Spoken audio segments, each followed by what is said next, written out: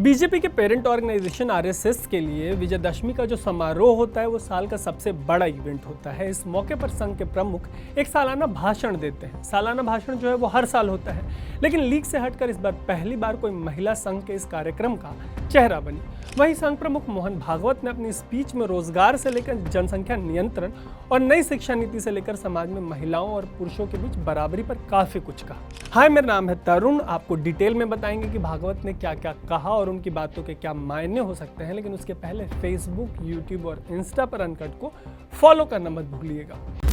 तो जैसा कि हमने आपको बताया कि पहली बार कोई महिला संघ के इस कार्यक्रम का चेहरा बनी।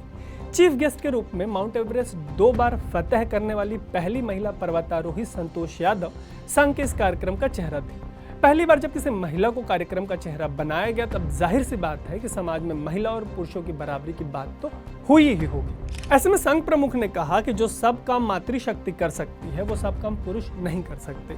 इतनी उनकी शक्ति है और इसलिए उनको इस तरह की प्रबुद्ध, सशक्त बनाना और उनका सशक्तिकरण करना, उनको काम करने की स्वतंत्रता देना, बराबरी का मौका देना जरूरी है। बराबरी की बात के बाद उन्होंने देश के एक ज्वलंत मुद्दे पर बात की।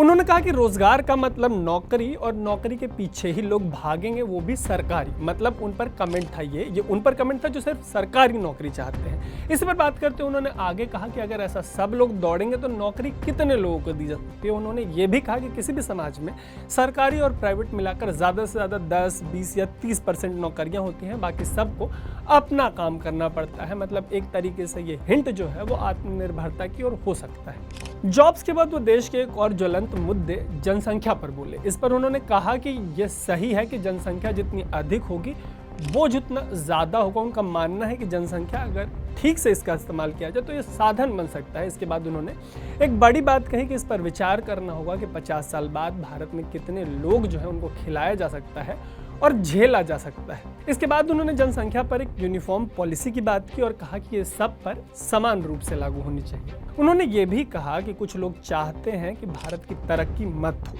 ऐसे लोग सामाजिक सद्भाव बिगाड़ते हैं, दूरियां बढ़ाने की कोशिश करते हैं। इन लोगों की कोशिश है कि देश में आतंक बढ़े, अराजकता का वातावरण बने और लोगों में नियम कानून के प्रति सम्मान न रहे। भागवत के मुताबिक सरकार ऐसे लोगों के खिलाफ लगातार कार्रवाई कर रही है।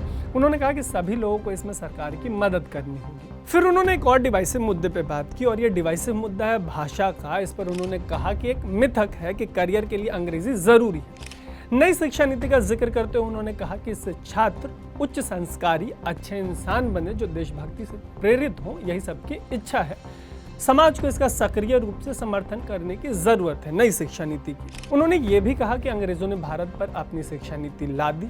उसी शिक्षा नीति से पढ़कर निकले हुए अनेक महापुरुष आगे चलकर अंग्रेजों के विरोध में लड़े।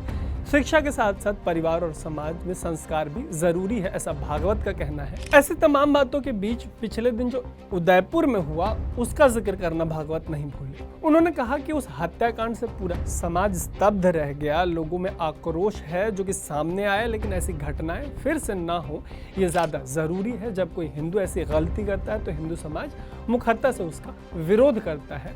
ऐसा मुस्लिम समाज में भी होना चाहिए। ये उनके स्पीच की मुख्य बातें, यही सारी बातें उन्होंने कही। अब आप कमेंट करके बताइए कि उनकी इन बातों पर आपकी क्या राय है। देखते रहिए अनकट। मेरा नाम है तरुण।